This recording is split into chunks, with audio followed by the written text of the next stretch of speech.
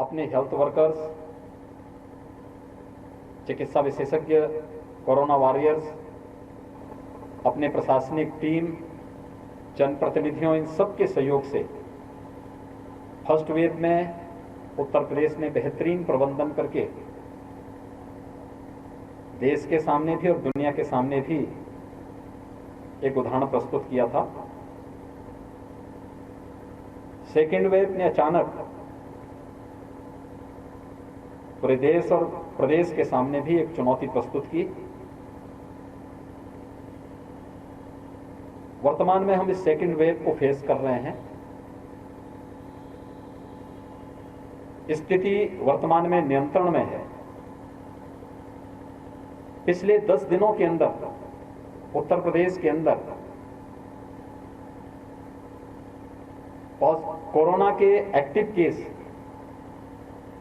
85,000 कम हुए हैं। यानी हमारे पास सेकेंड वेव में 30 अप्रैल को सर्वाधिक एक्टिव केस थे 3,10,000, और आज जो सुबह के आंकड़े हमारे सामने हैं वह हैं 2,25,000 एक्टिव केस वर्तमान में उत्तर प्रदेश के अंदर हैं। यह एक अर्ली एंड एग्रेसिव जो कैंपेन प्रदेश के अंदर चल रहा है, हर एक वर्ग का जो योगदान इसमें है उसका परिणाम है।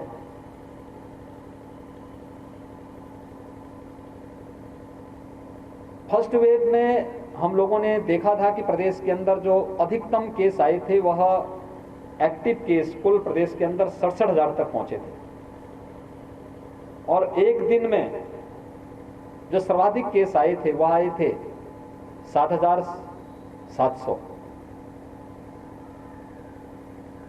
सेकेंड वेव में जो पीक पहुंचा था वह 30 अप्रैल था, उसमें 3,10,000 एक्टिव केस आए थे। आप अनुमान कर लीजिए 67,000 से कई गुना ज्यादा 3,10,000 तक पहुंची संख्या।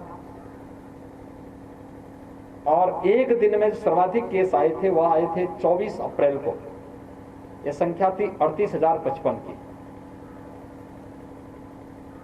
आज 38,000 से घटते घटते ये संख्या आज जो प्रदेश के अंदर जो सबसे यानी कोविड पॉजिटिव के जो केस आए हैं पूरे प्रदेश के अंदर वह 21,000 आए हैं।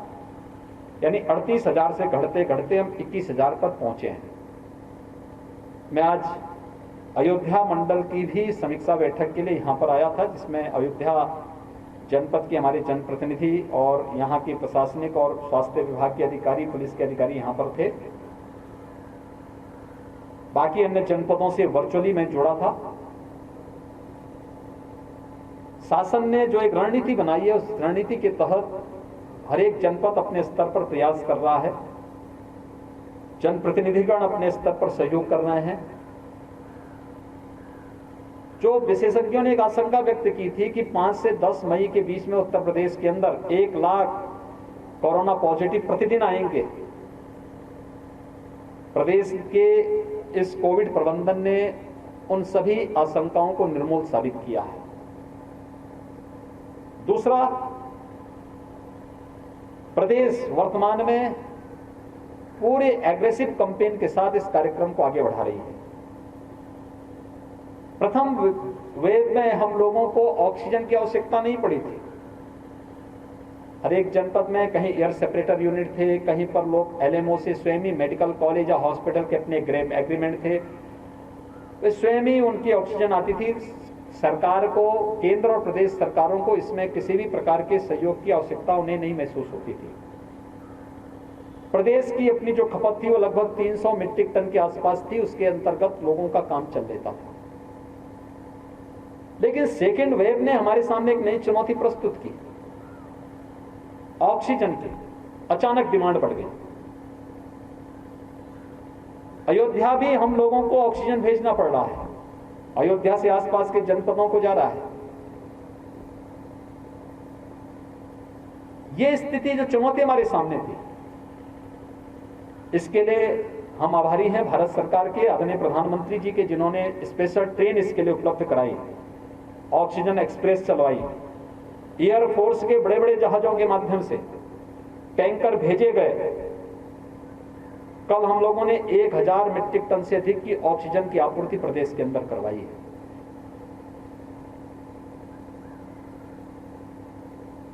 लेकिन केवल ये आपूर्ति तक सीमित नहीं, बल्कि ऑक्सीजन प्लांट स्थापित भी हों। वर्तमान में हम प्रदेश के अंदर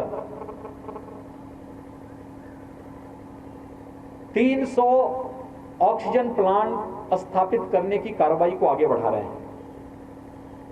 अकेले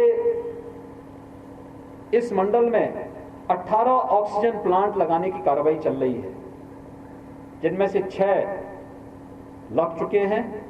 शेष की प्रक्रिया आगे बढ़ाई जा चुकी है। इसमें पीएम केयर फंड से, सीएम केयर फंड से, स्वास्थ्य विभाग के द्वारा, चिकित्सा शिक्षा विभाग के द्वारा, सीएसआर से और प्रदेश के गन्ना विभाग के द्वारा भी हर एक जनपद में एक एक ऑक्सीजन प्लांट लगाने की कार्रवाई चल रही है। अयोध्या मंडल में भी इसको बहुत एक अभियान के साथ इस कार्यक्रम को लिया गया है। इसके साथ साथ हम लोगों ने प्रत्येक जनपद को ऑक्सीजन कंसंट्रेटर भी उपलब्ध कराए हैं। ये एटमॉस्फेयर से ही ऑक्सीजन लेता है, इसके लिए अलग से लिक्विड ऑक्सीजन की आवश्यकता नहीं होती। हर एक जनपद को उसकी आवश्यकता के अनुरूप पहले चरण में उपलब्ध कराए गए हैं और भी उपलब्ध कराने की कार्रवाई हो रही है। लेकिन एक चुनौती थी, उसको भी यहां पर उस रूप में प्रस्तुत करने का प्रयास किया गया।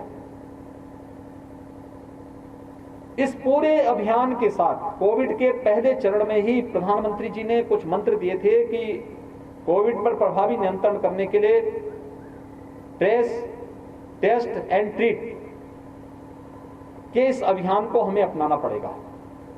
कॉन्टैक्ट ट्रेसिंग को बढ़ावा देना, हर कॉन्टैक्ट ट्रेसिंग के 100% टेस्टिंग करना और फिर उनको उसके हिसाब से उपचार की सुविधा उपलब्ध कराना।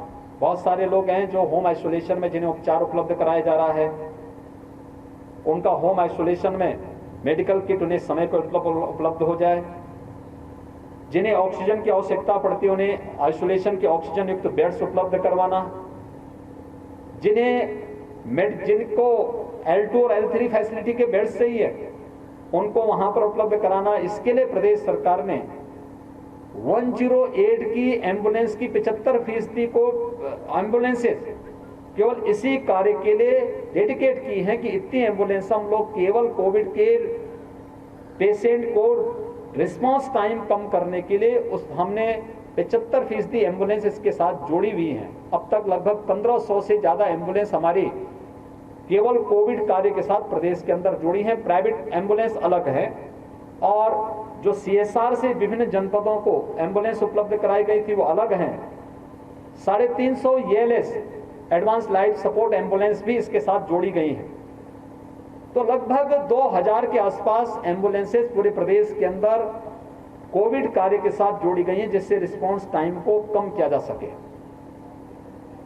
एम्बुलेंस के साथ साथ एक आशंका और व्यक्त की जा रही थी कि पंचायत चुनाव के बाद गांव में स्थिति विस्फोटक होगी।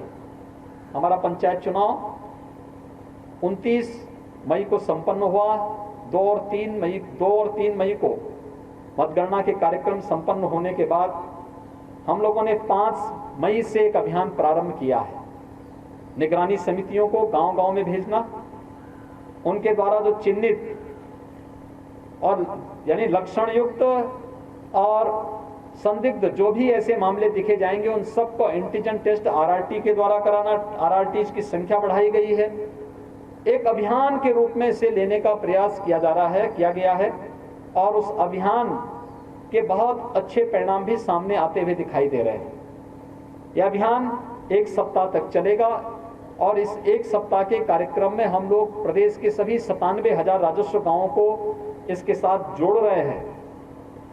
ये अभियान शहरी क्षेत्रों में जो सामान्य टेस्टिंग होती थी वो तो नियमित रूप से चलती रहेगी, लेकिन इन कार्यक्रमों को भी हम लोगों ने इसके साथ जोड़ने का कार्य किया है और ये अभियान उसी का हिस्सा है। उसको हम लोग तेजी के साथ आगे बढ़ाने का कार्य कर रहे हैं। ये प्रदेश के अंदर यह अभियान निगरानी समिति और आरआरटी के द्वारा स्क्रीनिंग करना, ऐसे लोगों को ट्रेस करना, फिर उनको मेडिकल किट उपलब्ध कराना, उनकी टेस्टिंग कराना, फिर क्वारंटीन सेंटर में उनकी व्यवस्था उपलब्ध कराना और ICCC के माध्यम से उन्हें टेली कंसल्टेशन की सुविधा उपलब्ध कराना, ये सभी कार्य एक दूसरे के साथ जुड़े हुए हैं, जिससे एक एक व्यक्ति का जीवन अमूल्य है और उन्हें सुरक्षित करने की दिशा में एक अभियान के रूप में हम इस कार्यक्रम को आगे बढ़ा सकें। भारत सरकार की मदद से हम अपने उन वैज्ञानिकों का अभिनंदन करना चाहेंगे जिन्होंने देश को 2 स्वदेशी वैक्सीन दी। उत्तर प्रदेश में हम लोग वर्तमान में आज के दिन पर 1,40,00,000 से अधिक लोगों को 45 से ऊपर आयु वर्ग के लोगों को हम वैक्सीन उपलब्ध करा चुके हैं।